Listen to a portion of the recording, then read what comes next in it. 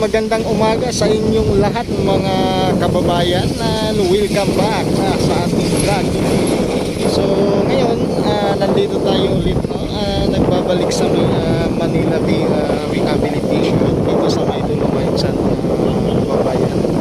So upang magbigay ng panibagong update sa inyong lahat mga kababayan, Luzon, Visayas at Mindanao, no? At kasama na rin mga immigrant, mga kababayan natin iba't iba sa iba't ibang panig ng ating mundo ng mga OFW.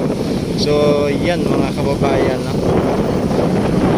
Mega love, shout out sa inyong lahat mga kababayan.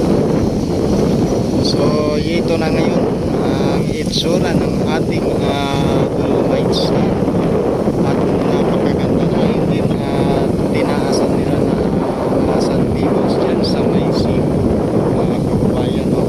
Napapansin natin, at upang hindi yung dagat tatagos dito pag malakas yung alon.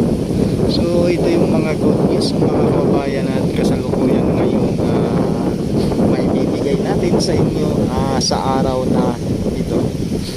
So yun ang ating karagatan mga kababayan. Napapansin natin na hindi naman gano'ng malakas yung alon, no? At napakalinaw ng ating dagat, na napakaganda at kulay na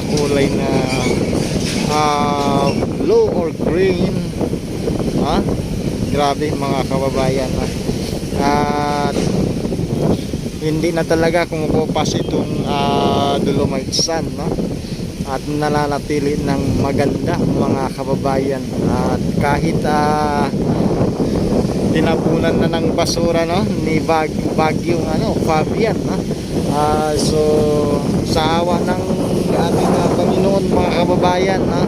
At sa tulong na rin ng ating sa ating proyekto ng DNR at building program ng ating administrasyon mga kababayan, at ang good news, hindi na po yan na-wash out. So yan mga kababayan, sulit at nakafix na po yung lahat. Ayan, nakikita natin dito sa may rock formation mga kababayan, malinis na, sobra ng ganda ng ating rock formation. So ito na lang ang masasabi natin, no? Aabangan natin ulit na kung kailan kaya ito bubuksan muli ng ating DNR sa ating mga publiko, kasi nung bago na dumating si Fabian mga kababayan, siguro mga 2 days lang yun, no? Or 3 days gano'n, nabuksan ito, pinapasok ang ating mga mamamayang Pilipino dito sa Dolomites Sand. But ngayon mga kababayan, close ulit gawa ng tinabunan ni Fabian, no? Ang basura ang ating Dolomites Sand, pero ngayon ito na, napakalinis na mga kababayan. So yun na nga ang masasabi ko, at aabangan natin, no, ang magbubugas muli nito sa ating publiko mga kababayan. So sa mga bago ka pa lang sa ating channel mga kababayan, at huwag po kalimutan mag-subscribe at makikita ang notification bell upang lagi kayo updated sa mga video ina-upload natin, no? At tropang Tausugin Hot Mix Vlog, baby, don't forget to subscribe mga kababayan, no? So tuloy po tayo ngayon sa pagkuha ng update. So grabe mga kababayan natin, nakaka-excited. Napadaan lang ako mga kababayan dito ngayon, at gawa ng naghahanap tayo ng saan tayo makapaparegister ng vaccine, gawa ng mag-ECQ, at kailangan na natin sa trabaho mga kababayan. Sa mga hindi pa nakapagparehisto dyan, magparehisto niya na tayo, no? Samahan nyo na si Hot Mix Vlog TV and tropang Tausug. Ayan, so idaan lang natin mga kababayan sa kasiyahan na sa mga araw na ito, gawa ng tayong malungkot kahit mag-ECQ, kaya natin yan mga kababayan. So hopefully malampasan na natin lahat itong pandemic na to at mawala na dito sa ating bansa, no? Ito ay sagabal sa ating mamamayang Pilipino. Grabe, no? Dito tayo nag-update sa Manila bilang napunta sa vaccine, no? Ayan mga kababayan, grabe, grabe. So the next video natin mga kababayan, kung mauna man i-post or ito yung sa kabila yung mauna, aabangan nyo lang mag-update tayo sa may Blacksan, phase 2 area. So dadalawin natin yung mga kababayan at kitang kita po natin dito, wala na pong basura. Kung meron man, yung mga iniipon-ipon nila na lang yan mga kababayan at ready to dispose na yan mga kababayan, habang naghihintay sila ng truck ng ating DPS, at siyempre hindi natin makakalimutan na at ng ating mga DNR, sa pagtutok talaga dito sa ating Manila Bay Rehabilitation, and then kasama na rin po ang ating mga MMDA, Stereo Ranger and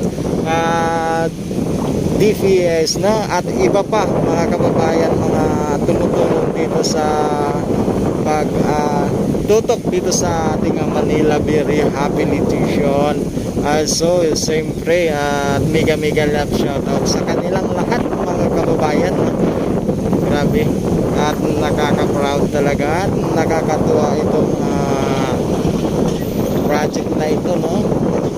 Siyempre pag natapos na ito at malaki talaga na pagbabago na, hopefully pati na mga yung mga foreigner, mga nagtatravel dito sa ating bansa, siyempre lahat tayong magkikinabang dito, no? So sana lumakas pa ang ating tourist, no? Dito sa ating bansa mga kababayan, gawa ng tuloy-tuloy po papagandahin ito ng ating pamahalaan at siyempre ating nagbabantay dito ang ating DNR mga kababayan. So wag po tayo mga kababayan manawa ngayon sa ating video update, gawa ng tuloy-tuloy po tayo ngayon sa pagbibigay, no, ng mga good news sa ngayong araw. So once again sa mga kababayan natin Luzon, Visayas at Mindanao, pati na mga OFW sa iba't ibang panig ng ating mundo, no, at mga immigrants. So kung bago ka pa lang sa ating channel, huwag niyo po kalimutan na mag-subscribe siyempre at pakihit na rin ang notification bell hanggat maaari, at pakishare din ng ating video update mga kababayan, kasi grabe nakaka-excited itong ating Dolomite Sun, So mamaya mga kababayan, na i-ending ko yung video natin doon sa may public share, so hindi pa na-stop yung gawa nila, gawa ng tuloy-tuloy yung bagyo mga kababayan, ba't bibigyan natin update doon sa may CR, at aabangan nyo po, kukuha tayo ng update sa ating CR, yung mga kababayan. So sa project na ito mga kababayan, halos wala na akong masabi. Regarding na lang dito, no, sa yung Sun Peoples, at sana malawak-lawak pa yung nailatag ko, ay parang matibay siya, hindi yung parang bundok na pang siguro mga yung lapat ng ibabaw niya siguro pwede na mga 1 metro siguro kung ako titingin, no? Hindi yung ibubundok lang, kasi minsan kasi pag maliit yung base niya sa ibabaw, madali din niya itulak ng alon mga kababayan. Pero parang napansin ko na siguro mga para sa akin lang, hindi naman tayo ang nagbibigay mga siyempre mas magagaling yung mga contractor dito kaysa sa atin mga kababayan. At sa akin lang to, no, yung ibabaw na mapapatag-patag na nga yung San People, siguro mga kung mga 1 metro siguro palampas, no? Matibay siya mga kababayan ng ano, na hindi may tulak-tulak ng ano na taas-taasan pa dito. So pang yung mga basura dito hindi napapasok. Ito mataas-taas na to, pero at titibayan pa itong ano, San Peoples, no? Hopefully magawa ng mga ano, no, contractor. Pero sa idea lang natin to kasi hindi naman tayo pwede sa kanilang plano, no? Mas magaling sila sa atin upang matibay ang San Peoples. At saka yung mga kababayan, no, wala pang update tayo sa deliver ng Burungan.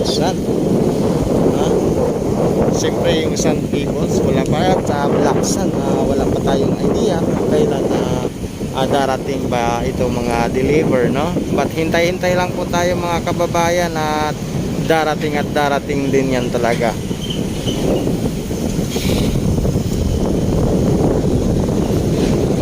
So yung mga kababayan,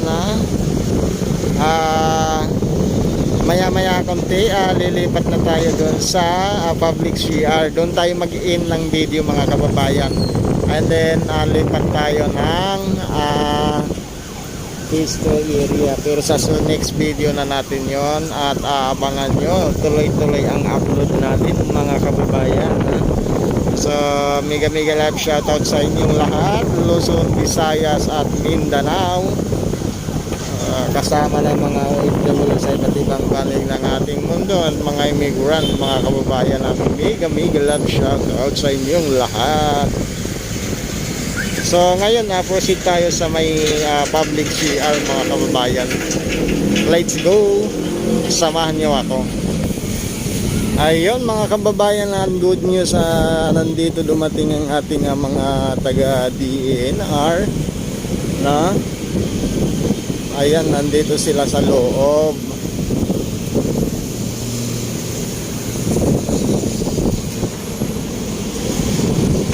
So nag-visit lang po sila. Ayan, heto na mga kababayan, no? Ang public CR dito sa Manila Bay, Phase 1 area. So yung mga kababayan, continuous din ang gawa nila, at dito rin tuloy-tuloy sila sa pagdano ng buhangin, no? Pang ano to, pang plaster when tawag dito. So wala lang tayo napapansing contractor pa dito mga kababayan, at siguro nabitin lang pagkagawa ng sunod-sunod mga kababayan yung bagyo. At siyempre napakalakas ng ulan, at hindi din natin ano talaga, pero hintay-hintay tayo mga kababayan, at matatapos din to, ano? So finishing na, at atip na lang yung kulang. Siguro mga kababayan, itong type ng atip nito rene-request pa, kasi hindi basta-basta itong atip, no? Pabilog, hindi straight. Kaya wag po tayong magmadali nito, hindi kaya to na ano. At iba yung type mga kababayan ng CR, napakaganda pag matapos na to. Pang world class mga kababayan, no? Ang CR natin. Kaya hintay-hintay po tayo mga kababayan, na at hindi na to magtatagal. So yung mga kababayan, at mega love shoutout sa inyong lahat, no? Luzon, Visayas at Mindanao. Sa mga hindi pa po nakapag-subscribe, once again, no, sa ating channel, Hot Mix Vlog TV or Tropang Tausog mga kababayan. At i-promote ko na po dito, no, lahat ng ating channel, no? Yung dalawang channel natin yan, Hot Mix Vlog TV and Tropang Tausog. So huwag niyo po kalimutan mag-subscribe upang lagi kayo updated sa mga video, no, ina-update natin sa mga pagbabago dito sa ating Manila VR Rehabilitation mga kababayan. So mega love shoutout sa inyong lahat mga kababayan, at hanggang dito na po ang ng ating video. Kuha tayo ulit doon sa may Phase 2 area, at abangan nyo na lang ang next video natin, no? So maraming salamat sa inyong suporta, mga viewers ko at mga subscribers ko, at God bless po sa inyong lahat at mag-iingat kayo diyan.